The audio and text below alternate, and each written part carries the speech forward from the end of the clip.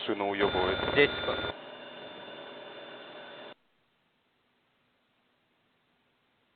А вот машина на мосту. Ваш? Работаю.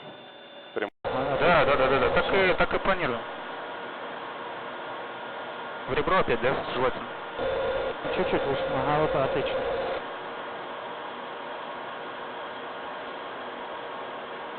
Отлично, ничего там, это огонь на берегу. Ага, подходит ракета к мосту.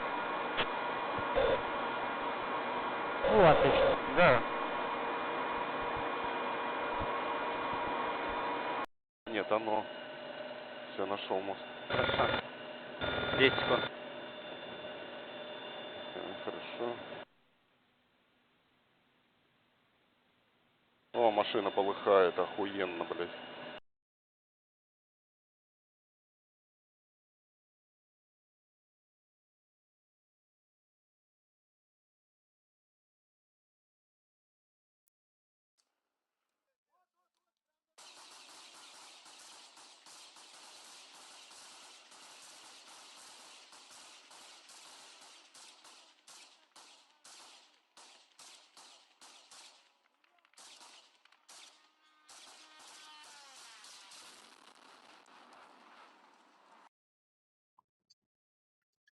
Good morning, ladies and gentlemen. Welcome to my new video. I'm going to be talking about these Iranian drones which are causing absolute havoc in Ukraine at the moment. And I'm also going to be talking about what would happen if there was a nuclear escalation between the UK and Russia. And without further ado, let's carry on with the show. So these Iranian drones are causing absolute havoc all over Ukraine.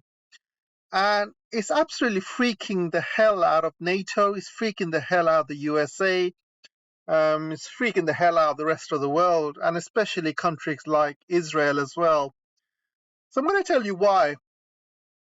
First of all, the West thought that the Iranians are completely useless. They can't build their own weapons. Don't forget, they have been sanctioned, like one of the biggest countries that's been sanctioned for years since the Islamic Revolution. They have been sanctioned ever since then. You're talking a long time.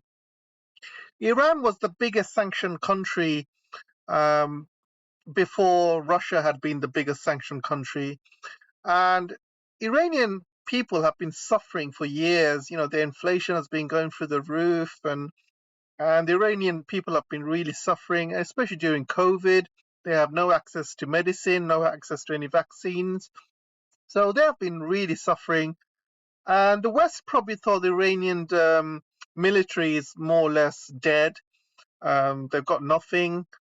And they're in absolute shock right now watching these Iranian drones in action. They're in absolute shock.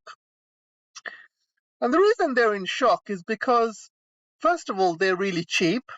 They cost between $10,000 to $20,000, and some even come to around $5,000. And let me tell you something. When these Iranian drones are flying around in Ukraine, these anti-aircraft missiles, if there are any left in Ukraine, they cost a lot more compared to what these drones cost. And there are estimates that these anti-aircraft missiles, each one cost like over 6 million or something like that, or maybe less, but between 1 and 6 million. And these Iranian drones cost $10,000. Compare the difference. So if you use these anti-aircraft missiles to shoot down these drones, who loses? End of the day, it's the Ukrainians that will lose. Not only are they going to lose a really expensive missile, but also they're going to give away their the area. They're going to give away their location. And once you give away your location, you're going to be a target. So it's a big problem, really. And there's clips of like police officers and army officers trying to shoot down these drones with their machine guns, and it's all over the internet. And even Scott Ritter was talking about it as well. So here's the thing: Iranians have denied these are Iranian drones, but you can actually see that they are definitely Iranian drones. Russia has taken them and obviously painted on top of it, put their own serial numbers on it and things like that. But everyone knows these are Iranian drones. This is really good for Russia because they can buy a lot of these drones and they have been very effective, very effective. You know, Russia only has to use a few and they can cause million dollars of damage, destroy expensive HIMARS equipments and other expensive equipments, only for the cost of $10,000 of these drones. And they are very noisy. And the reason they're noisy is because they are using some Chinese engines. Remember the investment that deal that China signed with the Iranians quite some time ago. As part of that agreement, there was an agreement to share technology as well, like military technology as part of the agreement. And in return, China will buy oil from Iran, buy gas, and they will also help Iran integrate with the BRI. But there is a part in that agreement where China would help Iran in military matters. They will kind of share experiences and technology. And these are Chinese engines that are used. They are very noisy, but it doesn't matter because I think that's the whole point. That's the whole point. When you hear these drones flying above you, they are almost daring you to shoot them down. So they're almost like saying to these anti-aircraft missiles, you know what? If you want to use your anti-aircraft missiles costing millions and give away your position to shoot me down, then go ahead. I think that's the whole point of these drones being noisy. And they're also there to scare people as well, because when you hear these drones flying around on top of your head, you got no choice but to start giving away your position, start shooting at it. And you can see how panicked some of these, army officers and police officers are, just trying to shoot it down. But it's no use. And Americans are absolutely freaking out. They are telling Iran not to give weapons to Russia. But what the hell are they going to do? They have been sanctioned Russia to death. They have sanctioned Iran to death. So what they're going to do to Russia or Iran? What they're going to do to Iran? Are they going to sanction Iran even more? They can't. Iran is already under max sanctions. And let me tell you something. If they had agreed to the JCPOA back then, a few months ago, none of this would have happened. Iran would have gladly signed up to that deal. All of these sanctions would have been removed, and Iran would not have been supplying weapons to Russia. But because Biden and his team have been dragging their heels, not signing this JCPOA, Iran is still under maximum sanctions. So they can do whatever the hell they want. Even North Korea can sell weapons to Russia. But one country who is not supplying weapons to Russia is China, because China is very careful not supplying direct, weapons to Russia. And if China basically helps Russia in that way, China would be in big trouble, and they don't want to escalate things on their side because they want to try and stay as neutral as they can. Behind the scenes, they are supporting Putin, but in front of the whole world, they can't be seen supplying weapons to Russia. And this is why you don't hear the West talking about Chinese weapons in Russia, because I think that's one of the things that China has refused to do, send weapons to Russia to be used in Ukraine. But however, Iran does not have that kind of agreement with the West. Iran does not need to do anything for the West. Iran is completely blocked off from the West, under maximum sanctions. So they can do whatever the hell they want. They are free. What they're going to do? Sanction Iran even more? They can't. They absolutely can't. And I'll tell you what this will do for Iran, first of all. This will put Iran on the map.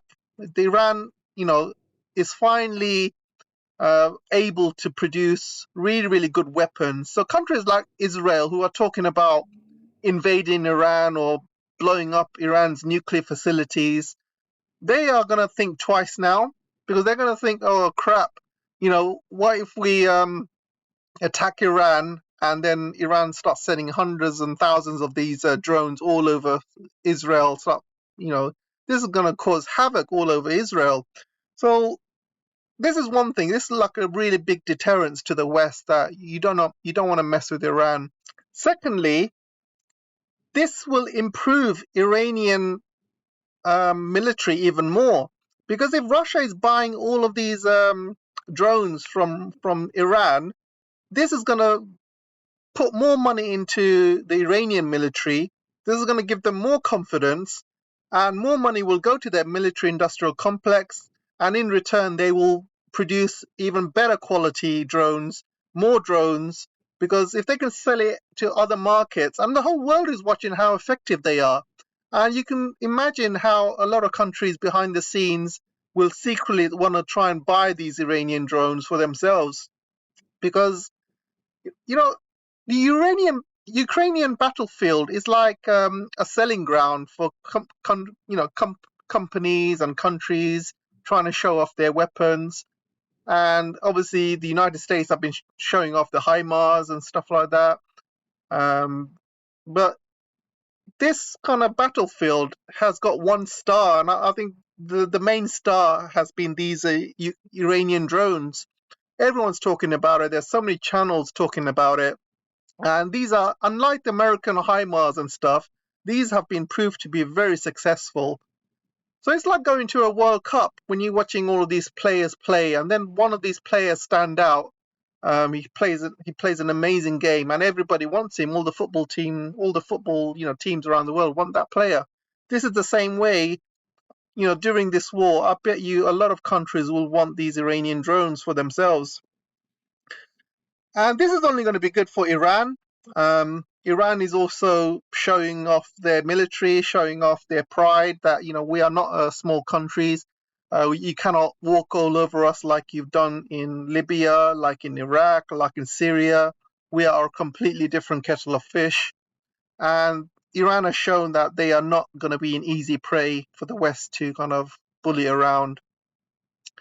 And the final thing is maybe at least the West will start respecting Iran a bit more and quickly sign that JCPOA as soon as possible. Because once you sign that JCPOA, Iran is back with the global system. All the sanctions will be lifted. They can start selling oil all over the world. They can start selling gas all over the world, especially to Europe.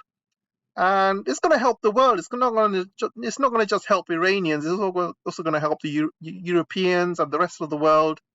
And it's just a win-win situation. History has shown that sanctions never work. Name one country where US or the West has placed sanctions on it and suddenly there was a regime change and they managed to get whoever they want back in power. It doesn't work. The only people that get affected are the people itself. People who do not have access to good medicine and things like that. It just affects the people. And it's about time the US and the West starts lifting sanctions against not only Iran, but also Venezuela, Cuba. I think altogether there are about 60 countries that the West have placed sanctions on.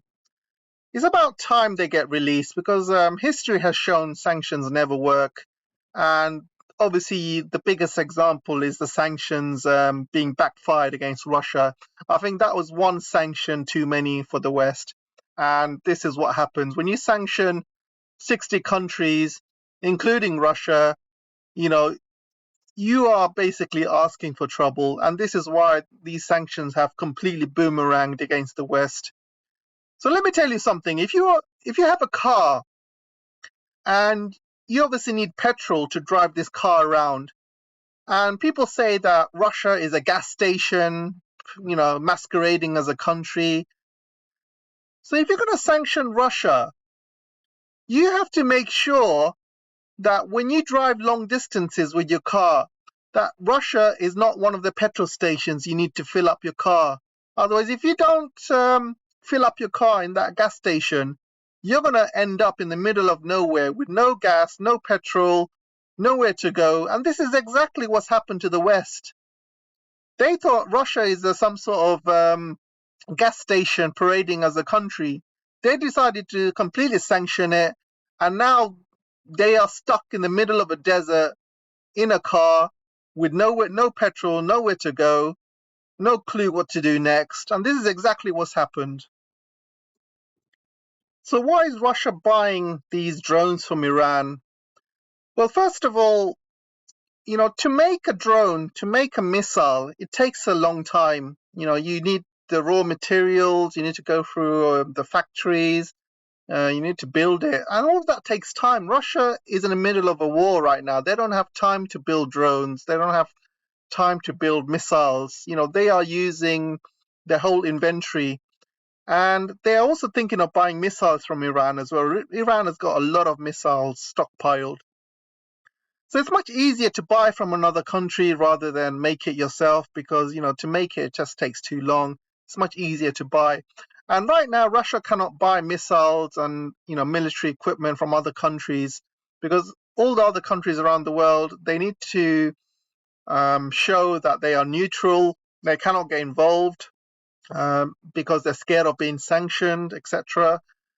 So this is the problem that Russia is having. So they can only rely on a few countries like Iran, like North Korea, like Venezuela, like even India. But India is also not allowed to sell Russia any weapons, because India also has links to the West as well as links to Russia as well. I was going to talk about this article which I saw in the Grey Zone, and basically they're saying how British intelligence may have been involved in the Ukrainian bridge, the Kerch bridge blowing up. And they have kind of discussed how and why the British got involved, the evidence that they. So as a summary, US is in no position to tell Iran who to sell their weapons to. And if they want Iran to stop, then go back to the negotiation table, sign the JCPOA, get rid of all of the sanctions. Then maybe Iran will, think about whether they can sell these weapons to Russia or not. But until then, Iran can do whatever the hell they want. US is in no position to tell Iran what to do, especially after all of these years of putting Iran into sanctions. So they are going to look after their own interests. They are going to find ways to make money. If a country's out there that wants to buy these drones, I'm sure Iran will sell it to them. And I believe a lot more countries will start buying these drones after watching them in action. I have, but I have read the article. I must admit, there isn't any smoking gun that British were involved, but I wouldn't be surprised, to be honest. It is something that they would actually do. And, there's a lot of coincidences, a lot of trails that the British could have done it, why and when they would have done it. Things like the stamp that was on the wall in Ukraine where people were taking selfies. Looks like that stamp was done way in advance, because you can't just blow up the bridge and have that stamp on the wall done straight away. So there were obviously plans to blow up the bridge, and the British intelligence probably were involved in thinking about how to blow it up with the Ukrainians. Obviously, they haven't said at any point that they would have used suicide bombing tactics. I think that's pretty low if they did. Like I said, I couldn't find any smoking guns, but I am, it's one of those things. It's like the Nord Stream 1 and 2 pipeline that got blown up. We all know that the US was involved in some way or other, but end of the day, there's no evidence of it. And in a court of law, you need evidence, you need hard truths, you need proof, things like that. You might, if you're in a court and you know that the murderer did it, you know that he's guilty, but the thing is, you have to prove it, and that's the issue, really. And Sweden has said to Russia they can go in and do their own investigations, but like I said on the Duran, there's no point going to a murder scene 2 weeks later and investigating it. Anyone could have gone to the murder scene, cleaned up all the evidence, cleaned up all traces of, you know, traces of like proof that they did it. There's no point going in there a couple of weeks later and saying, all right, you know what, we've cleaned you up. Now you go and do your own investigation. Doesn't make any sense. So yeah, we all know probably the British were involved in some point, but end of the day, we need proof. So this video I'm going to be making is basically about British targets. If there is a nuclear war with Russia, and I'm not saying there will be, but in case there is, and there are some articles out, basically some top secret articles which just I managed to get hold of, and these are the ones, and you can see these top secret articles about all of the British targets that the Russians would target if it came to a nuclear attack. And I'm going to be basically making it easy for you. In total, there are 106 possible nuclear targets in UK, but I'm probably going to be talking about the top 10 because I don't want to go through all of the targets. I'm just going to talk about probably the most important ones, and then we can kind of go from there. So before I go into the list of targets, and obviously you've seen from the picture here, this will be one of the first targets. This is one of the most advanced radar systems we have in England. This is held in North Yorkshire. And before I kind of talk about it, I want to kind of say that this is only theoretical, by the way. This is no means warmongering, or I'm not using any scare tactics that this is going to happen. This is purely my views on what the major targets would be in England.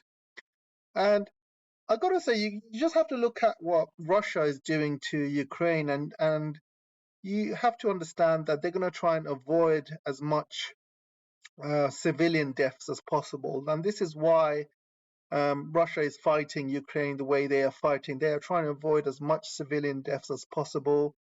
They're not trying to destroy the infrastructure as much, and they are pretty much showing off their power without killing the whole population. And this is probably what they're going to do with UK. They're going to be hitting all major military sites. And I was thinking about, there are a couple of NATO offices, and you've got the MI5 offices in London. I doubt if Russia would use nukes in anywhere near London because of the huge casualty rate, huge amounts of people that will be killed. So offices around London, NATO offices, MI5 offices, I think Russia will probably hit them with conventional weapons. So it's going to be a mix of conventional weapons and nuclear if we kind of went ahead in a nuclear exchange. So this will be the first target. It's called the RAF Flyingdales in North Yorkshire. This provides a continuous ballistic missile early warning system to the UK and US governments, ensuring a surprise missile attack which cannot succeed. So if they wanted to attack, this will probably be the first target in the UK. And once you take this out, and I believe I did some research on this, I believe this is the only anti-ballistic early warning missile system in the UK, and I don't think they have any other backups. They're going to hit this with a nuke to make sure it's completely destroyed, and all of the command and control centers that are scattered around it will also be destroyed as well. And they will want to make sure they hit this with a nuke, so make sure it's never ever operational ever again, and also nobody goes near it. So this will be the first target.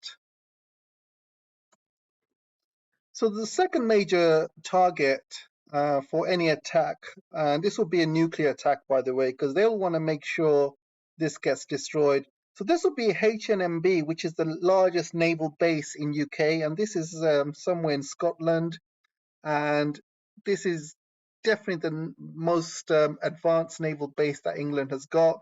It houses nuclear submarines, it houses nuclear weapons, lots of nuclear technology in there as well. All of the naval ships and stuff. So it's a huge, huge base. And if Russia take this out, this will be a huge blow to UK. And this is why I believe this will be the second major target when Russia does attack.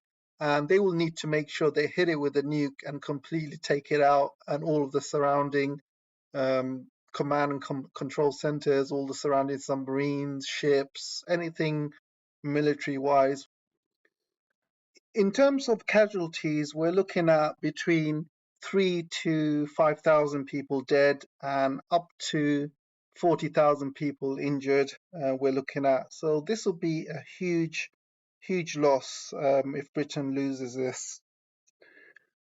The next target would be something called the Royal Air Force Lakenheath, and this is near the south of England. And this houses some of the most advanced military jets. They have the F-35s and many other advanced military jets in there. They also train a lot of new recruits, train them in how to fly these F-35s. They got the US command and control centers in there. So this is a huge RAF base, and this will be a huge blow if it gets taken out. And I believe this will be the next target for the Russians. And again, they will probably hit it with one nuclear weapons, causing probably between 3 to 5,000 killed and probably up to 20 to 30,000 injured. And this will be a huge blow if it gets taken out. This will severely impact Britain's air force. The next one will be the Royal Naval Base in Portsmouth. And again, this has got some of the most cutting edge naval ships housed in that area. And this is one of the biggest ones in UK as well. And it also houses the England's aircraft carrier as well. So this will be a huge blow if this gets taken out along with its aircraft carrier. So again, Russia will want to hit this with a nuke, not only to take out all of the kind of military installations, but it'll also want to take out the aircraft carrier in case it's still there. Obviously, UK has got many other military bases plotted all over the UK, but they're not all going to be hit with nuclear weapons. I believe those are probably going to be hit with conventional weapons and ballistic missiles.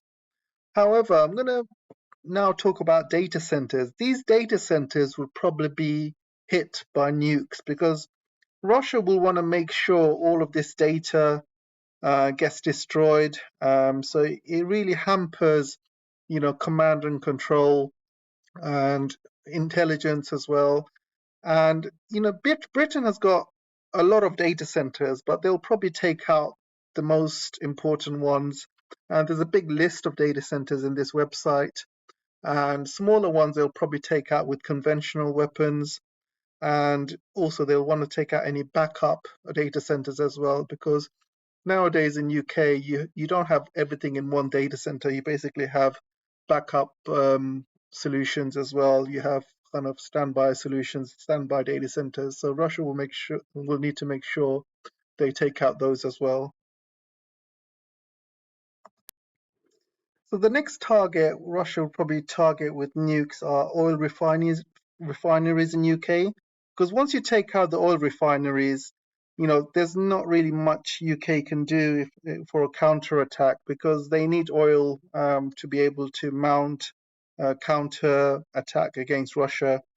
And they'll probably take out these oil refineries and also any LNG terminals as well, any oil storage places as well. But not all of them will be hit by nukes, but I believe that they will start hitting the biggest refineries in UK with nukes. They'll want to make sure these are never used. They'll probably use a nuke on probably one or two of the LNG terminals as well. I believe Britain has got about 2 LNG terminals, and I'm not sure if they're building some more, but yeah, once you take out these refineries, LNG terminals, and gas and oil storage places, then it really, hampers Britain's ability to fight back. The next thing they will take out are all of these major ports in and around UK. They will want to make sure that Britain does not get any, weapon shipments from the United States and rest of Europe. So they want to make sure these ports, all major ports, are taken out in UK. Even the small ones will be taken out by conventional, but I believe the major ones will probably be taken out by nuclear. They'll probably want to use nuclear because they want to probably destroy the whole port and make it completely disabled, so they will never ever be able to be operated on again, and take in deliveries in terms of military and hardware and stuff. They might keep one or two ports open for humanitarian purposes, but I'm not sure which ones. So yeah, the ports are going to be a major target for the Russians. So you can see the full list here. There's around 23 naval RAF bases, 14 USAF bases, 10 radar stations, 8 military control centers, 7 naval communication centers, 6 naval bases. So all of these will probably be destroyed. Either they'll use a nuclear, or they'll use conventional weapon, depends on the size, or they'll probably use a bit of both. I'm not sure. They'll probably want to also destroy some of the infrastructure as well.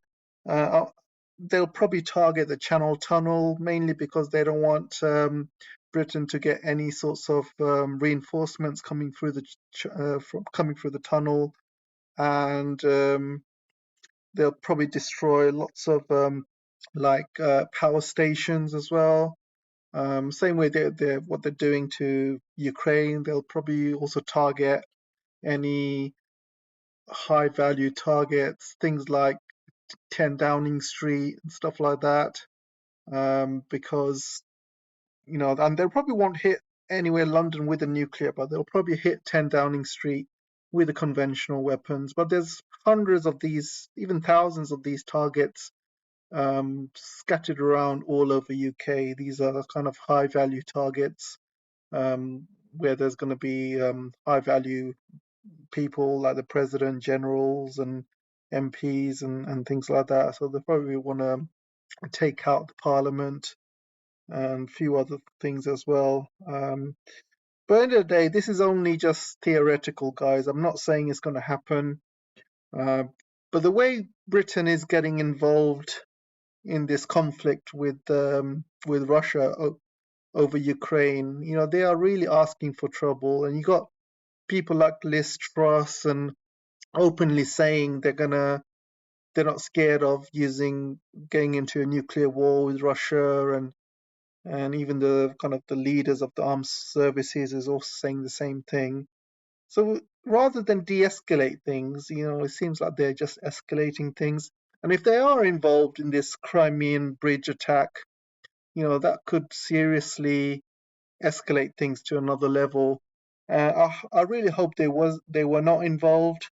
Obviously, it looks like they could have been, but I really seriously hope they are not, because this is not going to bode well for the UK. So that's all I have time for today, guys. Let me know what you guys think, and I'll see you in the next video. Take care for now.